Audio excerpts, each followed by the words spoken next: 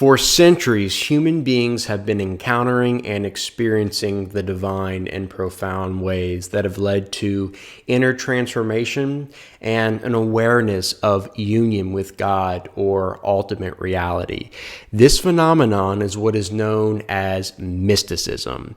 Mysticism is an experience of the divine presence that is beyond all thoughts, ideas, concepts, and belief structures. And this experience almost always leads to some kind of spiritual transformation. Now, there have been many misconceptions about mysticism, and growing up, when I heard this word mysticism, I thought it meant some mysterious spiritual realm or practice reserved for a few holy monks or super spiritual people. But this couldn't be further from the truth. Mysticism is for anyone who desires to experience union with God. The mystics of nearly all spiritual traditions tell us that God is not limited or confined to a building, a holy book, or doctrines, dogmas, and creeds, but rather God can be discovered and experienced first and foremost within the depths of one's own being, and then within everyone and everything, within all of creation. My journey with mysticism began during one of the most challenging times in my life, when I needed to experience the presence of God more than ever. This led me to explore the captivating stories of individuals throughout church history who had incredible encounters and experiences with God. Experiences that mirrored what I had been seeking during this time. Experiences that led to authentic transformation and union with God. And this is when I started reading some of the Christian mystics, such as the Desert Fathers and Mothers, Meister Eckhart, Julian of Norwich, Saint Teresa of Avila, Saint John of the Cross, Saint Catherine of Siena, Thomas Merton, and many more. After reading the Christian mystics and learning about their contemplative lifestyles and practices of meditation, all of my ideas and preconceived notions about God that had come from years of evangelical fundamentalism and theological studies were suddenly shattered. God went from being a distant deity up there somewhere, known as the big man upstairs, to an incomprehensible presence within the deepest part of my innermost being. The acknowledgement and awareness of this divine presence within me sparked a profound spiritual awakening. And in that pivotal moment of enlightenment, I began to understand that God cannot be known through intellectual knowledge, but only through experiential knowledge. And the most fitting description for this experience, even though it's really indescribable, is the pure essence of infinite, unconditional love. Now, before learning about the Christian mystics and the nature of mystical experience, there were many times in my life where I had glimpses of these mystical experiences, these moments of the divine presence that transcended all words and ideas. But I would often disregard them or ignore them because these experiences weren't happening when I was in church or reading my Bible or praying or listening to worship music. They were happening when I was spending time with friends and family at parties, when I was walking in nature, when I was watching a sunset, when I was falling in love, when I was listening to certain songs that touched my heart, and in the common, mundane, ordinary aspects of everyday life.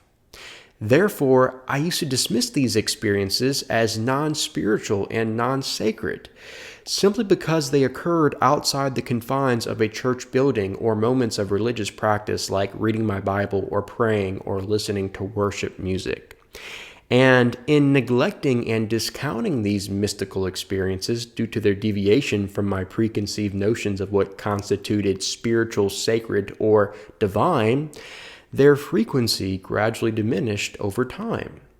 My religious indoctrination and fundamentalism had become a hindrance to me experiencing God within myself and within those special moments in life. I'm sure you can think of times in your own life where you had some kind of experience that was beyond words and description, where you were immensely overtaken by a sense of love, wonder, and awe. A moment where if someone asked you to describe what you were feeling and experiencing in that moment, you wouldn't be able to because it was so amazing, so beautiful, so magnificent that you were left speechless. Maybe it was when you held your child for the first time. Or maybe it was when you helped that person who was in need and then you started crying because you were so full of love and compassion. Or maybe it was when you were having a meal with your friends and someone told a joke that caused the whole table to burst out into uncontrollable laughter that lingered all throughout the night, and immense joy was crashing over you like ocean waves. Or maybe it was when you were alone in a forest, sitting quietly, just listening to the stillness of nature, and there was an inner peace that came about that surpassed all understanding. And in that moment, whatever it was, something deep within your bones knew that there was something more going on here. But yet, this knowing was not an intellectual knowing. It was an experiential knowing, an intuitive knowing, an inner knowing from the very depths of your heart. This is mysticism. It's the experience of the divine presence within yourself that lights up something in your innermost being that illuminates the eyes of your heart to see that same divine presence within everyone and everything. It's when your perception of the world is suddenly transformed from the inside out. God is transcendent, but also within everyone and everything, because God is limitless, formless, boundless, and infinite.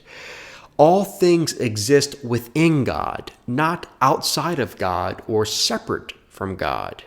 Now, if everything is in God and God's presence fills everything in every way, why don't we always feel and sense and experience the presence of God? Well, the perception of the absence of God's presence does not actually mean that God is absent. It just means that we've become unaware of God's presence. And in my opinion, no one has explained this better than the modern-day mystic Richard Rohr. He said, "We cannot attain the presence of God because we are already totally in the presence of God. What's absent is awareness." And in the sacred stillness of the mystical experience, we become aware of the divine presence in every breath, every heartbeat, and in every shared moment. Now, mysticism is not solely a Christian practice by any means. Mysticism exists in almost every spiritual tradition. In fact, mysticism existed well before Christianity. And although the mystics from the various traditions come from different backgrounds, cultures, and religions, almost all of them come to the same realization that God or the divine or ultimate reality or the Christ or the Buddha nature or the Brahmanatman or whatever you wish to call it can be discovered and experienced by going within one's own being, within the depths of one's consciousness. And so although these different traditions have come up with different names and perceptions and myths about the divine, about ultimate reality, the mystics seem to recognize that they are all talking about the same thing, the same mystery that is beyond the intellect and conceptualization of the mind. And the different names and perceptions and myths about God that have been created by these different traditions are simply attempts to point to the mystery of the divine that can never be fully understood. Mysticism is a universal language, a shared space where we can meet and embrace the mystery that unites us all. And as we engage in the mystical journey, we come face to face with the illusions that bind us, the ego that appears to separate us, and the masks we wear to hide our authentic selves. We discover that the ultimate mystery is love, a love that calls us to embrace the fullness of life and to participate in the ongoing creation of a more compassionate and interconnected world. But it starts within us. We will never be able to see God in all things until we can first see God within ourselves. And when we become aware of the divine presence within us, who we think we are, our ego, our false self, disappears into God completely.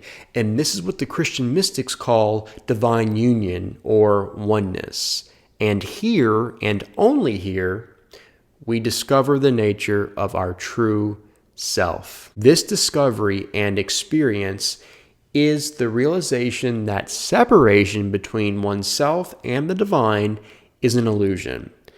And this is the pinnacle of all mysticism. Through the mystical journey, we transcend the illusion of separateness and awake to the timeless, boundless essence that connects us to the source of all existence.